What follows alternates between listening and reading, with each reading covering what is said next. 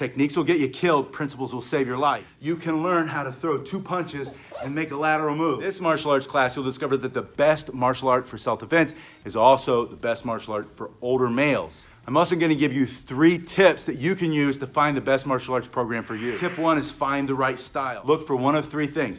The first kind of martial art is gonna be a sport kind. You're gonna see like Taekwondo, and they're kicking punches in the Olympics. Karate now is gonna be in the Olympics this year, if we have an Olympics. And then you have judo. Those are all great martial arts, especially if you started when you were younger. And there's value still starting when you're older, but focusing only on those moves as they're well defined in that sport and that competition rule book is gonna get you hurt when it comes to self-defense. Either because it's not good for your body, a lot of those moves are made for younger people, the throws, the spins of judo, the kicks and punches and the kicks and punches that you take, and standing there, the bouncing and the moving. There's a lot of value there, but that's not necessarily best when you're an older male, or if you just want to learn basic street self-defense. You don't have a lot of time to spend. You want to learn how to defend yourself, feel confident walking down the street. The second kind of martial art is that aesthetic or esoteric martial art. It's kind of like ninjutsu, perfect example, right? Fun to learn, fun to think about the idea of disappearing in a puff of smoke or walking up a wall or whatever it is that you can learn there. And I know I'm just kind of kidding, but some of that's in there. A lot of those things work in the movies, right? Things like Aikido, Steven Seagal busting people up, works great in the movies. In real life, a lot of people who've been around for a long time will say, I tried it, I loved it, it was great, it was good for the brain, I liked the workout, but not necessarily practical for self-defense. And there are a few other martial arts that fall in that category. The third, though, is gonna be that combat-focused martial art. Boxing, whether you're 15 or 50 or 85, you can learn how to throw 2 punches and make a lateral move. 2 punches and move. How to move your body and your head at the same time. How to keep your hands in this position and keep your guard up and turn and get out of the way of the attack. And that's gonna keep you safe in so many self-defense situations. And for an older male, you're gonna learn how to do that. You can learn how to be a little bit more agile, a little bit more quick on your feet, and you don't have to trade punches. And you don't wanna do that. Self-defense is not about going toe to toe, but boxing, you learn how to do that basic stuff. You get a good boxing instructor, and that's my second tip, which is going to be find the right instructor. Now, I didn't talk about jiu-jitsu yet. There are really good jiu-jitsu programs. I like a jiu-jitsu school that also has some stand-up component, whether it's doing some traditional kicking from Taekwondo, or sometimes they have a Muay Thai program, or they're just straight MMA. So they have punches and they have kicks. So they know how to teach both standing and going to the ground. But the right instructor has to also be able to take into consideration your age, what you want to do, not what he wants you to want to do, but what you want to do. You know, they say the golden rule is do unto others as you would have done to yourself. But they say the platinum rule, the rule of good customer service, the rule of giving somebody what they really truly need and want, is to give them what it is that they want. Do unto them what they want you to do unto them. And that is that second tip, which is find the right instructor. Somebody with some common sense, somebody who's been around for a while, and somebody who's not so stuck in their own idea. And a lot of times that's fear because they haven't continued to grow. My whole life I try to grow as a martial artist, learn new things, learn where I was wrong over and over and over again.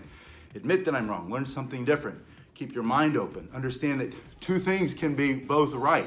They're just different. That doesn't make this right and this is wrong. They're just different. And if you can find an instructor like that who's been around for a while and is versed in a lot of different styles, whether they're jiu-jitsu or boxing, or they can be a traditional Taekwondo, karate, traditional martial artist like myself, and have those other aspects, and they can get you to where you need to be. My third tip is to find a martial arts program that either encourages you or offers you consistent instruction. You gotta come at least 2 times a week. That means a martial arts program that's open, or here's my favorite new trend, and that's this thing right here. YouTube, Facebook. You can do these workouts with me virtually anytime, anywhere you want, as long as you have a computer or a TV that's got YouTube or Facebook, or your cell phone. You can be anywhere in the world. You don't even have to have running water or consistent electricity, but if you have a cell phone, and maybe you have WhatsApp, I can send it to you on WhatsApp. But find a program that's gonna allow you to train at least 2 times a week. 3 would be better. 5, 6 might be excessive. That would be me. I would work out 7 days a week if I could, but at least a couple times a week. But make sure that the program itself is well defined, and here's the key, this is the secret sauce, on basic principles of self-defense, not techniques. Techniques will get you killed, principles will save your life. That was a saying we always had, principles over techniques. That means, where are his targets or her targets? If you're going to have to defend yourself, your situation is going to be different all the time. Maybe you're sitting, maybe you're in the car, maybe you're asleep in your bed at night. Maybe you're walking down a street and the guy comes up from behind you or to the side. Maybe it's two people. What are the targets that you can destroy? And then number two, what weapons do you have? Is it going to be your hands? Is it going to be your elbows, your forearm? It's going to be your knees? Are you going to use your head? Are you going to use your chin? What is it that you have available? And then the third thing is learn how to commit and not quit, how to fight until the fight's over. And that is when you win. The fight's not over until you win.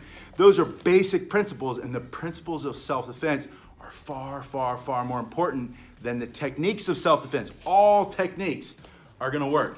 And that's why the first two tips, those are important, but not nearly as important as the third. The techniques you use to defend yourself, whether it's punching, grappling, choking, maybe you've got a knife or the stick like we said with the collie, maybe you're using the cane that I like to use, but the technique itself is not ever, ever, ever going to be as important as the principles of self-defense. Any more questions about how to find the best martial arts program for self-defense or the best martial arts for older males, please let me know in the comment section below, or send me an email. I'm gonna put that in here too. Send me an email, reach out. If you wanna work out, I have a lot of people with this coronavirus thing going on right now, asking me to do these workouts in person. I use the Facebook portal, or I can send you videos specifically for you.